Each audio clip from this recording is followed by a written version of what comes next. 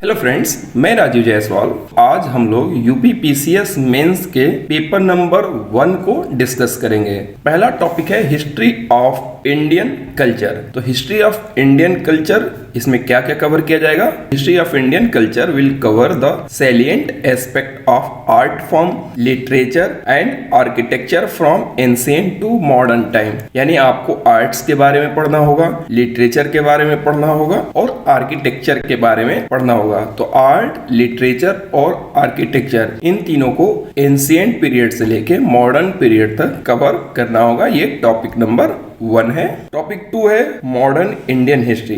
तो modern Indian history कहां से कहां तक कवर किया जाएगा? From 1757 to 1947, significant events, personalities and issues etc। तो आपको मॉडर्न इंडियन हिस्ट्री पढ़ना है 1757 से लेके 1947 तक, यानी बैटल ऑफ प्लासी से लेके इंडिपेंडेंस तक आपको मॉडर्न इंडियन हिस्ट्री पढ़ना है। उसमें पढ़ना क्या है? तो जो सिग्निफिकेंट इवेंट्स हैं, जो कुछ इंपॉर्टेंट पर्सनालिटीज हैं और उनसे रिलेटेड जो इश्यूज हैं, उनके बारे में अध्ययन करना है। टॉपिक 3 है फ्रीडम स्ट्रगल। तो जो स्वतंत्रता संग्राम है, जिसको हम इंडियन नेशनल मूवमेंट कहते हैं, ये टॉपिक नंबर 3 है। Its various stages and important contributors from different part of the country. यानी टॉपिक 3 कहता है कि इंडियन नेशनल मूवमेंट में जो इंपॉर्टेंट कंट्रीब्यूटर्स थे, जो स्वतंत्रता संग्राम सेनानी थे, उनके बारे में और उनके कंट्रीब्यूशन के बारे में पढ़ना है, जो पूरे भारत को कवर करेगा। यानी देश के अलग अलग हिस्से से कौन कौन से लोग भारत के स्वतंत्रता संग्राम में पार्टिसिपेट किए थे और उनका कंट्रीब्यूशन क्या था।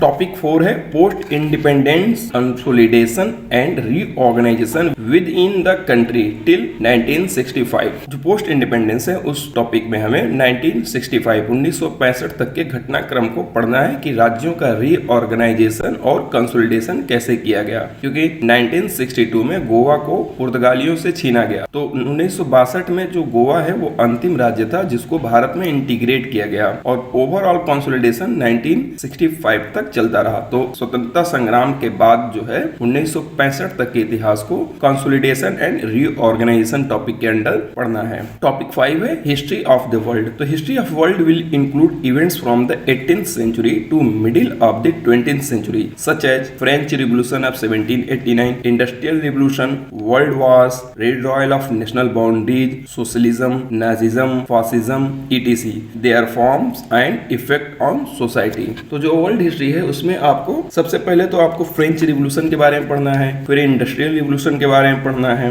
जो वर्ल्ड वार हुए थे उनके बारे में पढ़ना है, जो नेशनल बाउंड्रीज रीड्रॉ की गई थी, यानी अलग अलग जो नेशन बने थे उनके बारे में पढ़ना है, फिर जो कुछ आइडियोलॉजी जैसे सोशलिज्म, नाजिज्म, फासिज्म, इनके बारे में पढ़ना है। इन आइडियोलॉजीज का किन फॉर्म में प्रचार किया गया और उसका सोसाइटी पे क्या प्रभाव पड़ा, इसको भी हम वर्ल्ड हिस्ट्री में कवर करेंगे। टॉपिक 6 है salient feature of Indian society and culture. यानी जो हमारे भारतीय समाज है, उसकी कुछ इंपॉर्टेंट फीचर्स हैं, उनके इंपॉर्टेंट कुछ विशेषताएं हैं, उस विशेषताओं को टॉपिक नंबर 6 में कवर करना है। टॉपिक 7 है role of women in society and women organisation, population and associated issues, poverty and developmental issues, urbanisation, their problems and their remedies. तो जो आपका टॉपिक 7 है, ये मिसलेनियस टॉपिक है। इसमें वुमेन के रोल पर ज्यादा फोकस किया गया है कि role of women in society and women organisation. फिर पॉपुलेशन को इसमें कवर किया गया है और उससे संबंधित इशूज को कवर किया गया है। पॉवर्टी और डेवलपमेंटल इशूज को कवर किया है। जो शहरीकरण है, अर्बनाइजेशन है, उसको कवर किया गया है, और अर्बनाइजेशन से होने वाले समस्याओं और उनके सॉल्यूशंस के बारे में बात करना है। टॉपिक 8 कहता है meaning of liberalisation,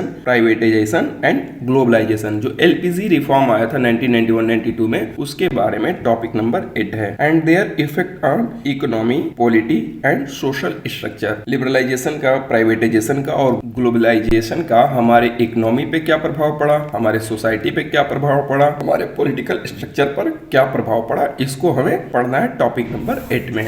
topic number 9 है सोशल एम्पावरमेंट, और इसमें हमें कम्युनलिज्म, रीजनलिज्म और सेकुलरिज्म के बारे में पढ़ना है कि जो कम्युनलिज्म होता है, जो संप्रदायवाद होता है, जो रीजनलिज्म क्षेत्रवाद होता है, और जो सेकुलरिज्म है, तीनों चीजों को हमें पढ़ना है। टॉपिक 10 कहता है distribution of major natural resources of the world, water, soil, forest in reference to south and south east Asia with special reference to India, factors responsible for the location of industries with special reference to India. तो हमें जो world की geography है उसमें ये पढ़ना है कि वाटर कैपेबिलिटी कहाँ कैसी है, सॉइल कहाँ कैसा है, वहां पे सॉइल पे फॉरेस्ट कैसे है। स्पेशल फोकस हमें साउथ और साउथ ईस्ट एशिया पे रखना है और साउथ ईस्ट एशिया में भी हमें इंडिया पे फोकस करना है कि भारत में ये सारी चीजें कहाँ और कैसे डेवलप हुई हैं और उसका हम कैसे यूटिलाइजेशन कर रहे हैं। टॉपिक 11 है salient feature of physical geography, earthquake, tsunami, volcanic activities, cyclone, ocean currents, winds and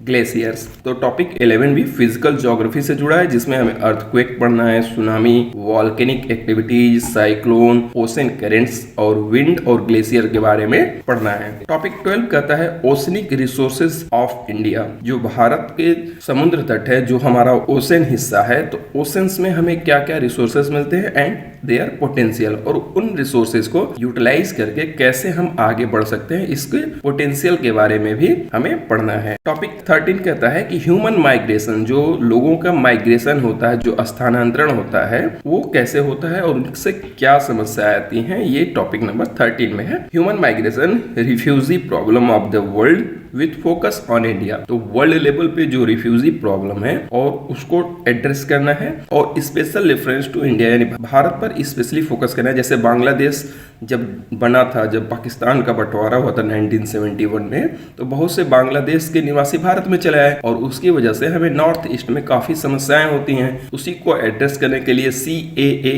अभी अधिनियम आया था। तो इन सब चीजों को हमें पढ़ना है टॉपिक नंबर 13 में। टॉपिक 14 कहता है फ्रंटियर्स एंड बाउंड्रीज, जो हमारी बाउंड्रीज है, जो हमारे फ्रंट्स हैं, उनके बारे में अध्ययन करना है विथ रेफरेंस टू इंडियन सब कॉन्टिनेंट। तो हमारे इंडियन सब कॉन्टिनेंट के रेफरेंस में इन फ्रंटियर्स और बाउंड्रीज के बारे में जानना है कि वो बाउंड्रीज कैसे बनी, उनसे क्या फायदे हैं, क्या नुकसान हैं। टॉपिक 15 है पॉपुलेशन एंड सेटलमेंट। तो पॉपुलेशन और सेटलमेंट टॉपिक में हमें टाइप्स एंड पैटर्न पढ़ना है कि जो सेटलमेंट होते हैं वो किस टाइप के होते हैं, कितने टाइप के होते हैं और कैसे बसते हैं। अर्बनाइजेशन, जो कि पीछे भी कवर किया गया, तो अर्बनाइजेशन के बारे में पढ़ना है। और स्मार्ट सिटी, जो कि नरेंद्र मोदी जी का एक विजन डॉक्यूमेंट है, स्मार्ट सिटीज और स्मार्ट विलेज, इन पर क्या काम हो रहा है, इनके लिए कौन कौन से स्कीम्स चल रही है, इसके बारे में भी हमें अध्ययन करना है। तो आशा करता हूँ कि ये जो सिलेबस डिस्कशन है या जो इस चैनल पे कंटेंट आते हैं वो आप लोगों को अपनी तैयारी में असिस्ट करते होंगे, सहायता पहुंचाते होंगे। जय हिंद।